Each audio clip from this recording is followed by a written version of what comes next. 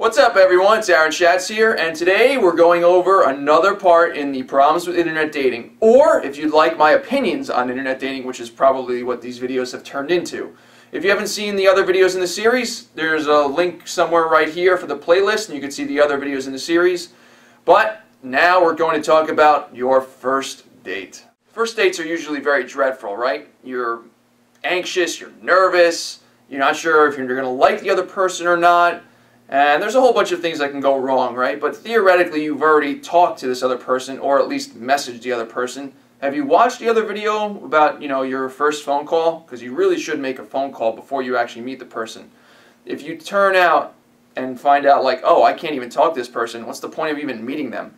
You're going to have an awful first date, right? So you might want to get that out of the way first. But if you stuck through the first phone call and you made a plan and now you're going to meet the person, now what do?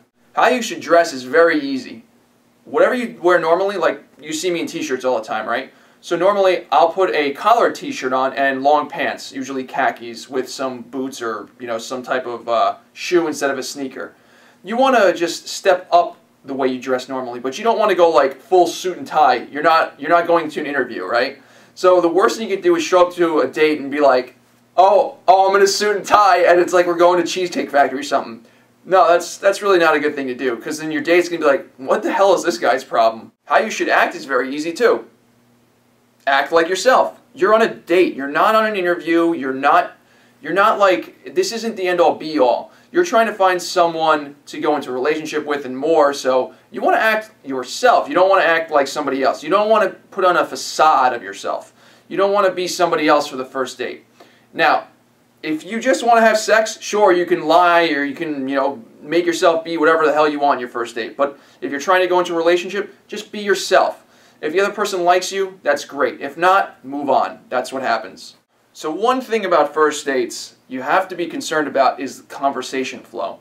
Everything is very awkward on a first date. Well, that's not entirely true. Sometimes first dates are really great and you meet the other person and all of a sudden you just, the so-called click happens. And then you just can talk and talk and talk, and you don't even remember, you don't even know what time it is, and time just goes and goes and goes, and you could just keep talking. But the majority of times that does not happen. So what'll happen is that there'll be lulls in conversation, and you'll think about like, oh, there's a lull. What do I do? Those are the moments where you should say to yourself, all right, what did we talk about on the phone, or what was in her profile? And then ask her about it. One of the worst things you can do on a date is not get the other person to talk. And what I mean by that is if you're talking the whole time, that's not a date. That's basically you just spewing out information to some random person. You want to have a dialogue between the two of you. So what you want to do is you want to engage them. And engaging them means that ask them about personal information. Now let me stop myself right there, because there are times where you can go on a date and you could be asking them questions. It's like, oh, how many brothers and sisters do you have? And they're like, one. And then you're like, oh, okay, it's like, how about you expand upon that? Like, what do you like to do? I like to go to the beach.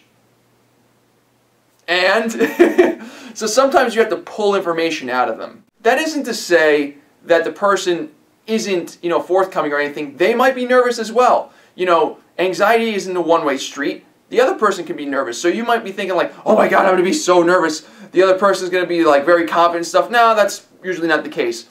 If you spoke on the phone and the conversation was good and you might be excited, the other person might be excited, so there's a lot of anxiety to go around. So you know what? When you meet them for the first time, give them a hug. Don't give them a handshake. Go right for a hug. Get the physical contact out of the way so you loosen up, you loosen yourself up a little bit.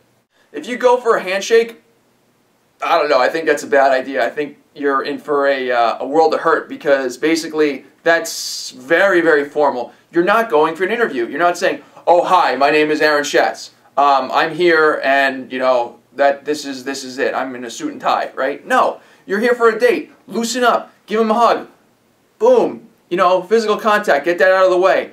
You loosen up and then, you have a little bit of an icebreaker conversation like, oh, how was your drive here? Was there traffic? Or, all that kind of stuff. And then you get the conversation flowing. That's how first dates should be. What you don't want to do is you don't want to be a monotonous person.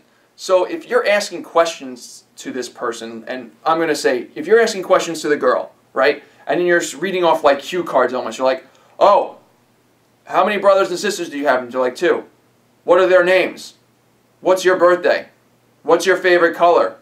How was your day? Do you like the beach? No. Conversation is a back and forth thing. So if she says something and you find something interesting about what she says, ask her more about it. Don't just read off a bunch of questions just to make her get answers out of it. It's crazy. You know, one of the worst things you can actually do is talk the whole time or make her talk the whole time. Now, honestly, the second part isn't that bad. If she's talking the whole time, that means you're listening the whole time, right? And remember to listen. Because if you get to a second date, you want to pick out information from the first date to use.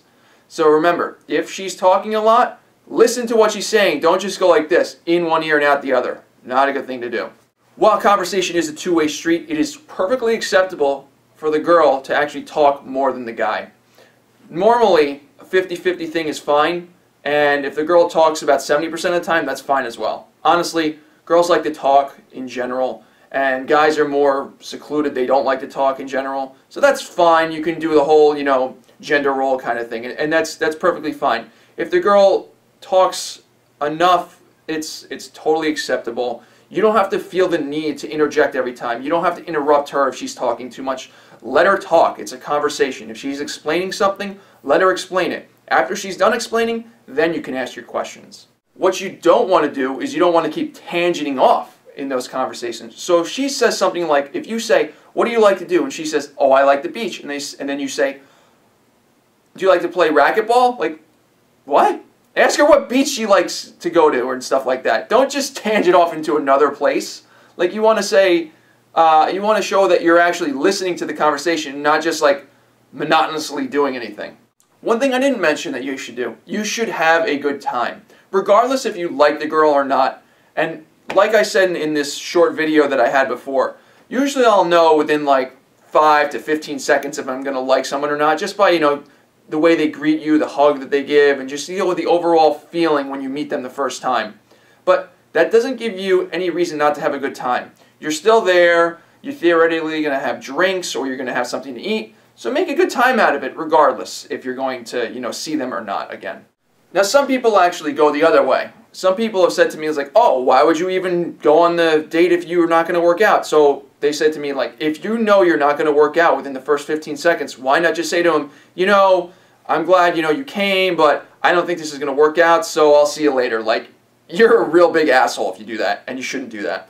If you actually took the time and the girl took the time to come see you and, you know, you're seeing each other, make the effort to actually go on the first date. While I said, like, yes, most of the time that I'll know within 15 seconds if I'm going to like someone, you never know, right? They can theoretically grow on you, which I honestly never happened to me, but they can grow on you, so give it a shot. What's the worst that can happen? You're going to spend some money on food, right? Big deal. So remember, you're taking the girl out. So what do? You're a guy. Be a gentleman. That means open doors for her, pull her chair out, and if you're sitting at booths like I do, just let her sit down first, and then sit down, and just be chivalrous. You know, chivalry isn't dead, and you should show that you're actually a nice guy. I don't care what any of the girls say.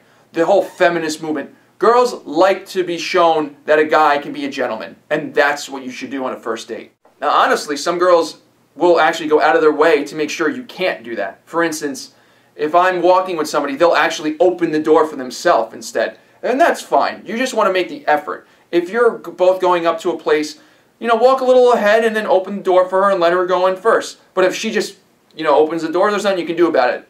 You can make a joke saying, oh, I was going to open the door for you, show him a gentleman, but whatever. But, you know, you have to gauge how much sarcasm you can actually put in the date. But sarcasm, really good thing. So if you know how to use sarcasm, that is key because humor and sarcasm goes a long way on a first date. Remember, show off your personality, but tone it down. I'm not saying lie, I'm saying tone down your personality if it's over the top. Like sometimes I'm over the top. I can get very loud, very, very sarcastic, but I'm also very humorous. So you have to gauge in how much of your personality you want to expose on the first date. You don't want to get too nuts on the first date because you want to leave some to, you know, for them to think about, and then you want to ease them into if you're like a nutcase or not. If you are a true nutcase, yeah, you really want to tone it down. Let the nutcase-ness if that's even a word, come out on each date little by little, so you ease them into how crazy you are. And you know, like I said before, first date, have a good time, because you'll get a lot of them actually. So if you don't have a good time on a first date, you're doing something wrong. Now, first dates can go pretty badly as well. You can do lots of things wrong. The girl that you're going out with you could just not like entirely. That stuff happens. If that does happen, just be a man about it. You know, I hate to use the term. Actually, I love using the term. Man up about it and get through the first date, and then you're done, right? You never see the person again, so what are you worried about? There are a couple situations on first dates that really, really suck. The first one is when you don't like the girl, but the girl likes you. Usually, you can tell when that happens. And that's a really unfortunate situation to be in because, oh, okay, so people are going to say, oh, that's not a bad situation to be in. That means you have a lot of power in the relationship, or there's not going to be a relationship A, but you have a lot of power on the date.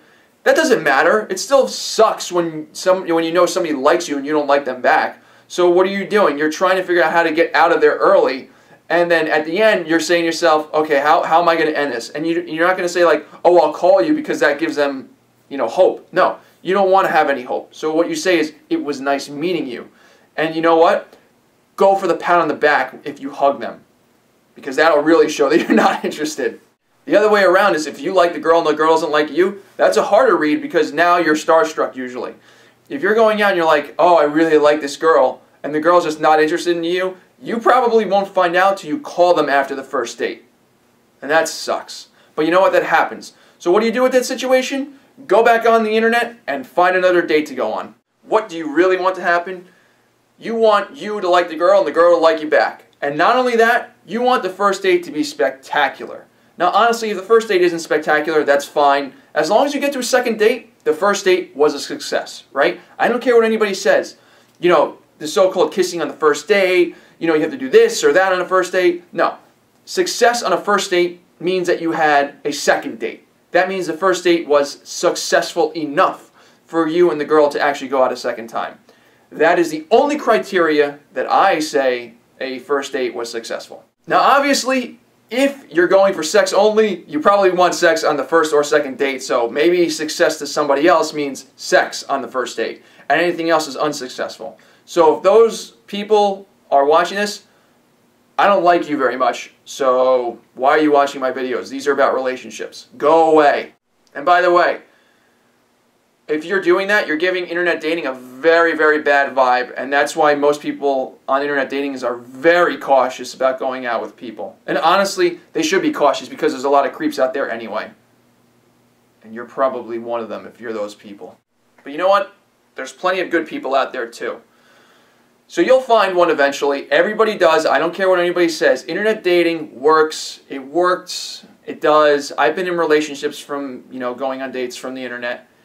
Obviously, they haven't worked out, or else I would be off the internet right now. But what I could say to you is, internet dating takes time. It takes patience. And you might go on a lot of first dates. But you know what? Think of it as practice. At least you go on these dates, and it's something to get over, right? So if you have this anxiety, if you have nervousness, think of all these dates as practice till the one that you find is great for you, and then that'll be the real thing.